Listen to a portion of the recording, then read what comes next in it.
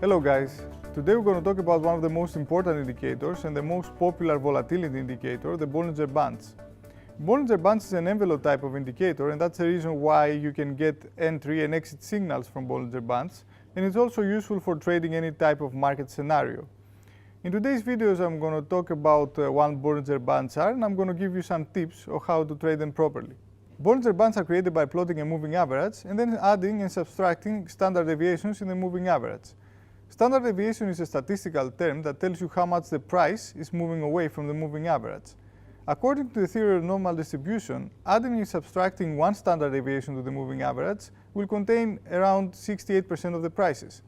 Adding and subtracting two standard deviations to the moving average will contain around 95% of the prices, and with three standard deviations we have 98% of the prices. So let's go back to CTrader. I'm going to show you exactly how Bollinger Band looks. We see here that I've drawn a Bollinger Bands indicator with standard parameters. The indicator plots three lines, a moving average, an upper and a lower band. The upper band is calculated by adding standard deviations to the moving average, and the lower band is calculated by subtracting standard deviations from the moving average.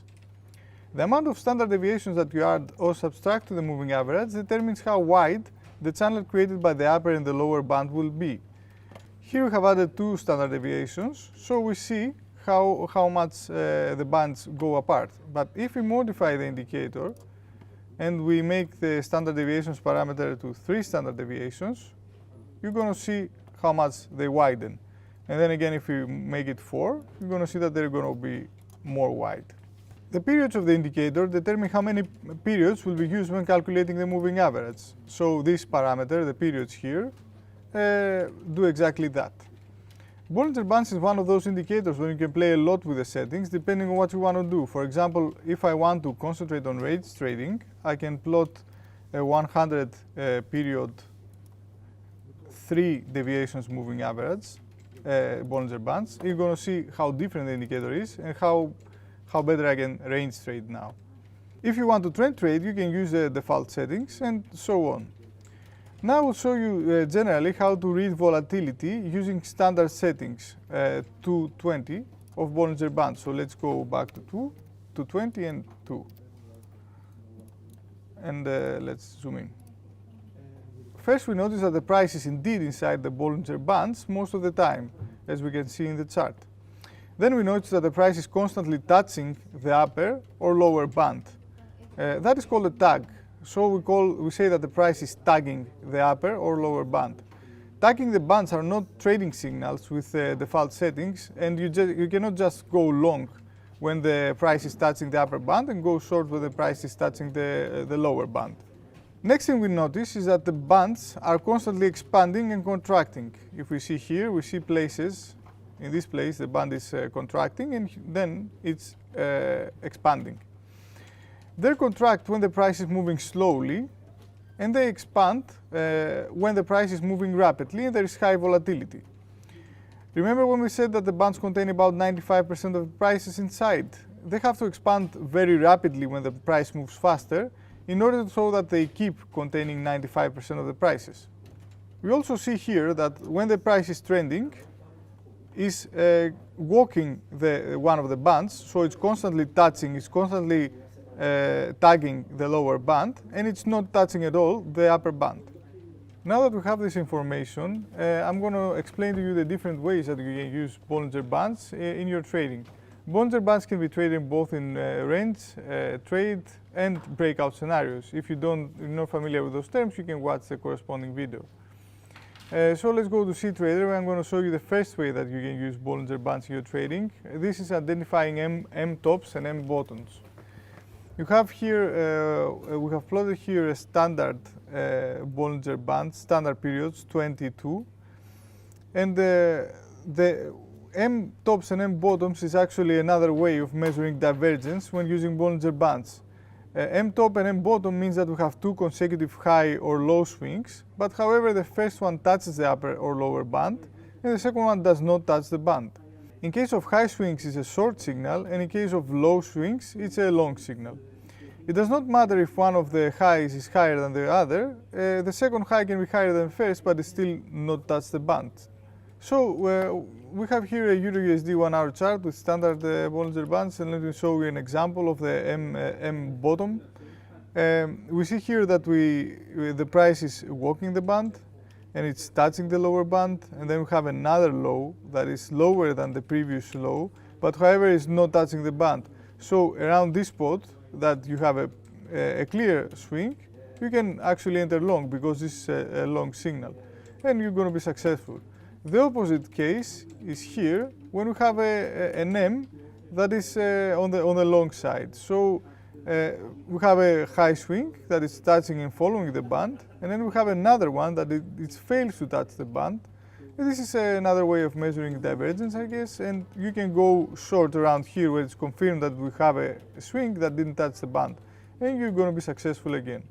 So during a trend, the concept of Bollinger Bands changes completely. What you want to do during a trend is either enter when the price reaches a moving average, or enter when the price reaches a low Bollinger Band.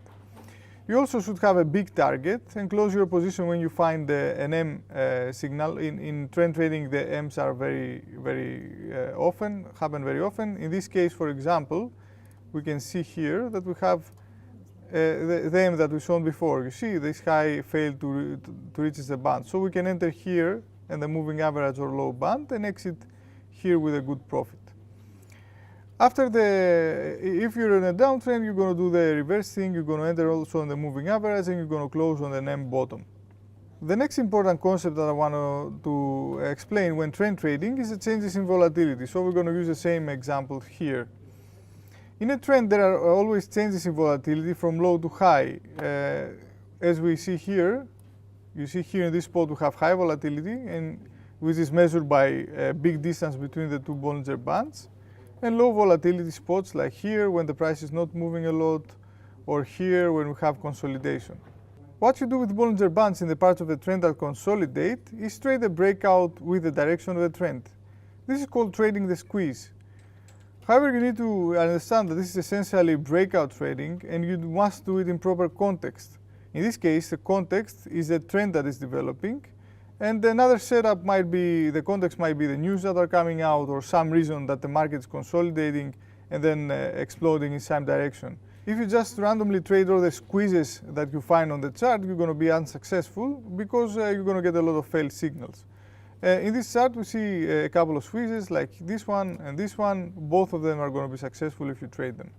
Another way of trading the Bollinger Bands, lastly that I'm going to show you that it's not something that you will find usually on the internet, is trading them with high periods.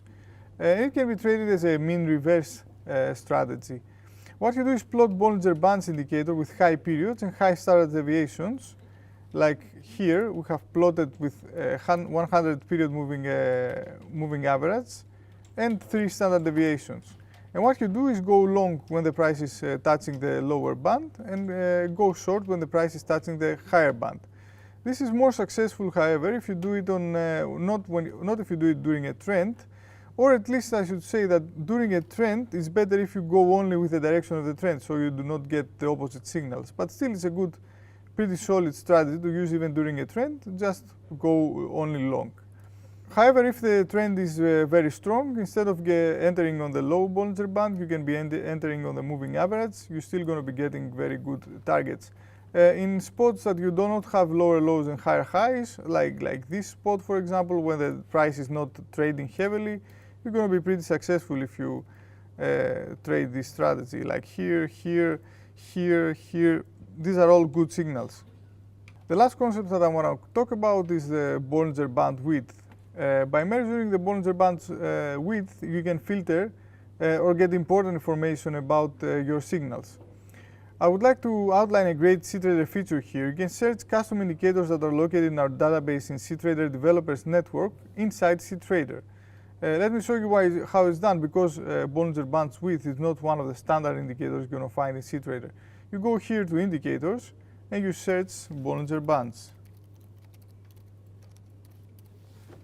The application is going to automatically search CDDN and it's going to find the indicator of Bollinger Bands width that I want to show you now. So we just click that, then a new CDDN page will open and you have Bollinger Bands width here. So what we do is you press the download button and you just run the indicator that you have downloaded.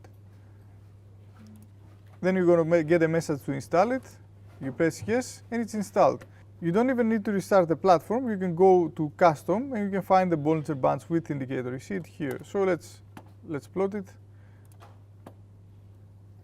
Let's remove the Bollinger Bands indicator here. The Bollinger Bands width indicator measures the distance between the upper and lower band in pips. The formula is actually upper band minus lower band divided by the middle band. What I can do is put the default parameters and understand when there is a squeeze, when is a normal movement, and where is the chance for a trend. So I can set these levels by using lines here. So by looking at the indicator, it's really easy to understand.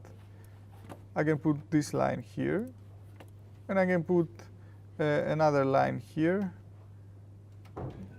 and we have two lines here. So what I did, okay, these lines are of course just an indication. You're going to put your own lines, but what I'm doing is I'm identifying with the indicator all the places that we have a squeeze. So let's try to plot a Bollinger Band indicator with default settings.